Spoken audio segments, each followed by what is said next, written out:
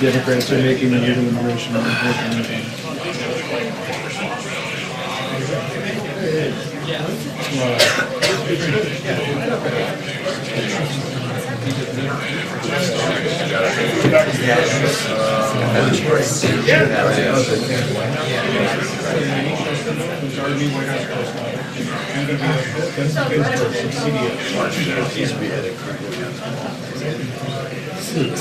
So with the delay I have, it sounds like an hour. Oh, is that right? So we should be able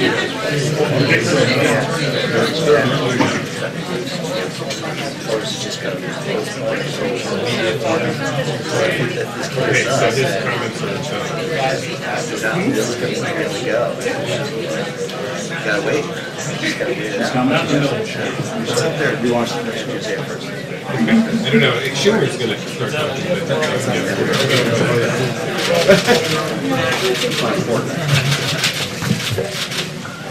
All right. Morning.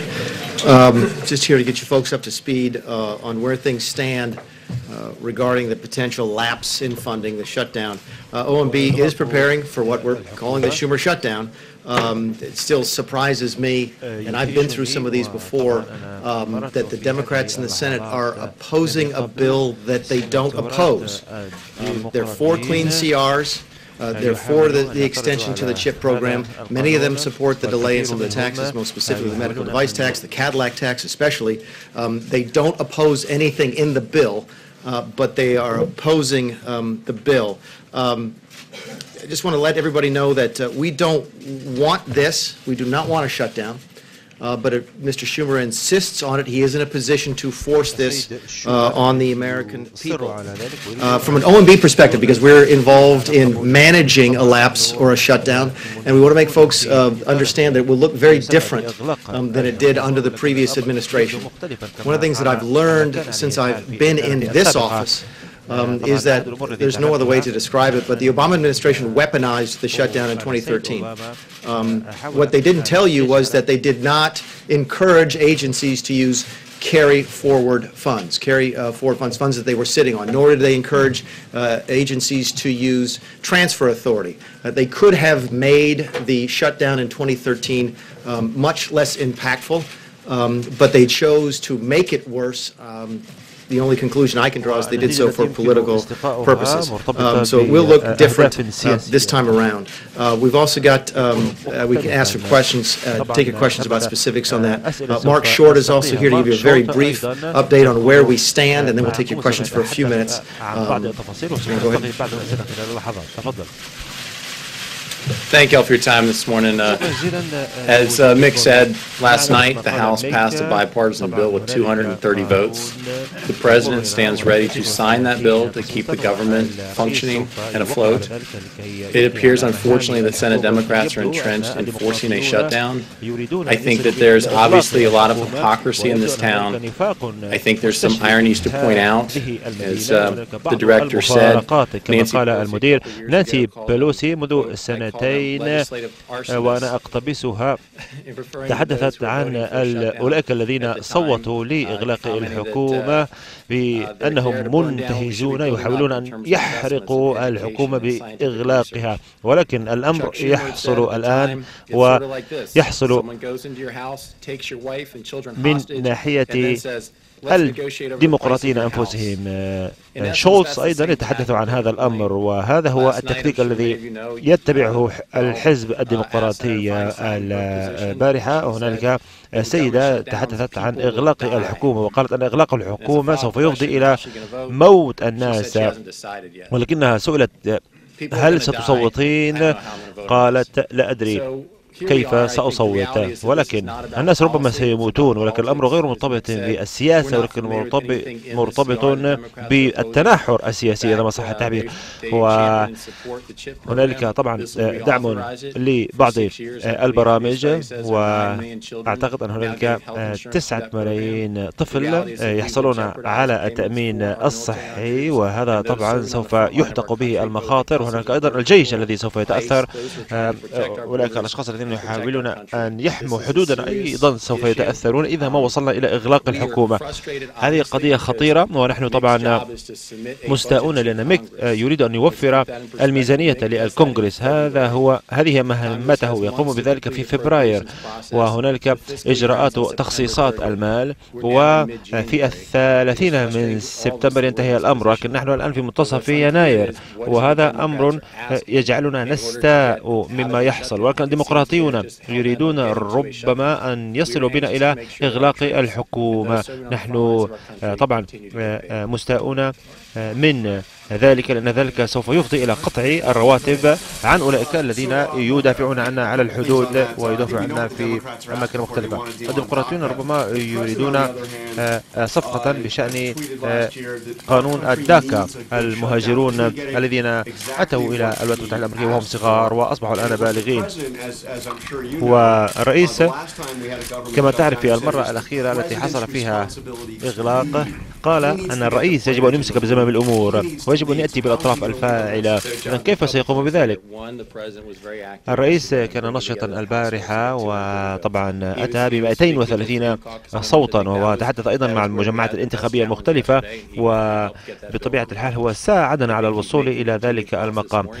وطبعا هو طالب الأعضاء من كلا الحزبين أن لا يصل الأمر بهم إلى إغلاق الحكومة. بالنسبة لقانون داكا، أعتقد أن الحكومة تبلي بألا حسنا، أخذين بعين الاعتبار أن الوزير كيلي ذهب إلى الكونغرس وأراد حلا، وهو طلب من الكونغرس أن يقوم بحل هذه المسألة.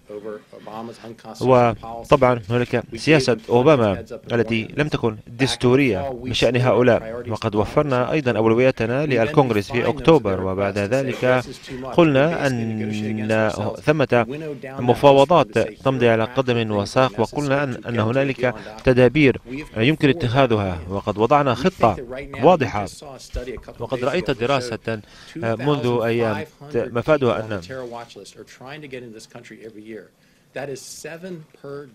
هنالك 7 أشخاص كل يوم يريدون أن يأتوا إلى هذه البلاد وهم موجودون على لائحة المراقبة، وبالتالي نحن سوف نقوم بإطلاق الحوارات مع مكاثي والسناتور دوبن والسناتور كورن، وسوف نعود أيضا إلى الكونغرس لكي نقوم بمتابعة هذه المفاوضات. لا يمكن القول أن الحكومة يجب أن تغلق لأن الحزب الديمقراطي يريد شيئا آخر.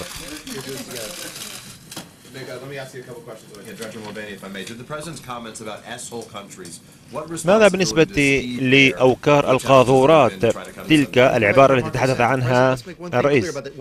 دعونا نكون واضحين، هناك اختلاف مما كان عليه الحال في عام 2013. الرئيس الآن يعمل على نحو نشط لكي يمنع وصولنا إلى إغلاق الحكومة، وهذا مختلف عما قام به أوباما منذ عام 2013، وكنت في تلك السنة، وأوباما كان يريد إغلاق الحكومة في عام 2013 لأنه اعتقد أن الجمهوريون سوف يلامون. أما الرئيس فقد نشط البارحة من خلال لقاءات ومن خلال المحادثات لكي يمنع وصولنا إلى إغلاق الحكومة على نحو النشط. هذا الفرق.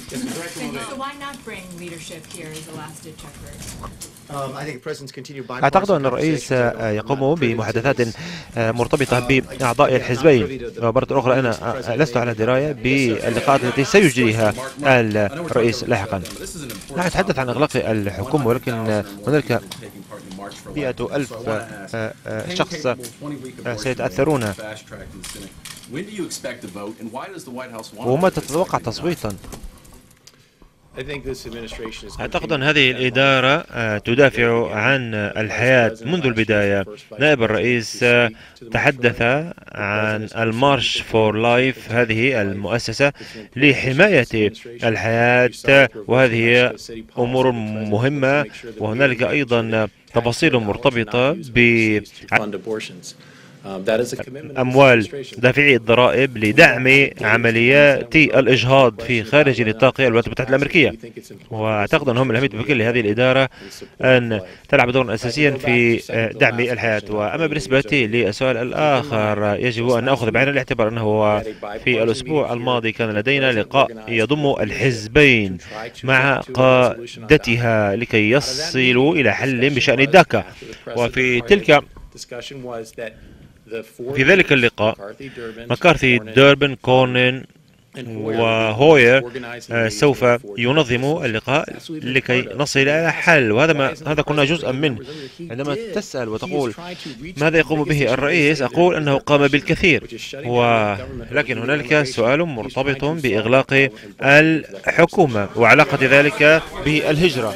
الحزب الجمهوري يريد أن يشد على يده ويضغط على الوتر الحساس بشأن الهجرة. ماذا عن الجمهوريين يمسكون بزمام الأمور؟ أنت تعرف الإجابة عن هذا السؤال. أنا أضحك عندما يقول أن الجمهوريين يمسكون بزمام أمور البيت الأبيض وأيضا الكونغرس ومجلس الشيوخ. استغرق الأمر 60 تصويتا فقط في مجلس الشيوخ لتعزيز هذا التوجه، وتحتاج إلى 51 أيضا تصويتا في الكونغرس. وهذا إجابتي على سؤالك.